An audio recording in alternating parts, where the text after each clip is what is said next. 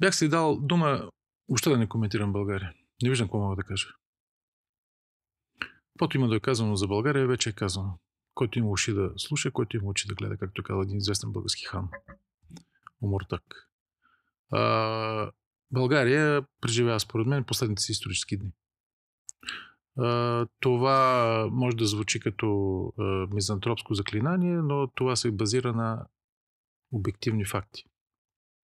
Страна, която намалява нейното население като шегренова кожа, вече около 5 милиона и половина, с отвратителна демографска, социална и всякаква друга структура. Страна, в която имам вече разпадане на регионите вътре в страната. Страна, в която всъщност представлява само важен геополитически ъгъл, който е на издръжка на Брюксел. България е много ефтина страна. По-скоро управляема територия. Тя струва на Брюксел някъде около 2-3 милиарда евро на година, което е на нищо. Страна, която всъщност има криминален паразитен елит, който в този смисъл е много лесен за управляване отвън, защото е уязвим.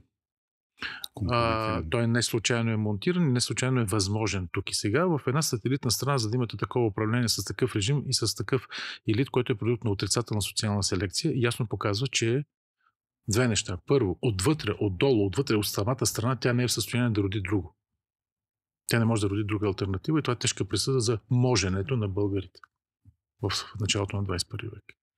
И от друга страна, разбира се, официалният рефрен, който също е верен, но който вътрешното българско съзнание използва като оправдание за собственото си безсилие. Ами отвънка ни го наложиха.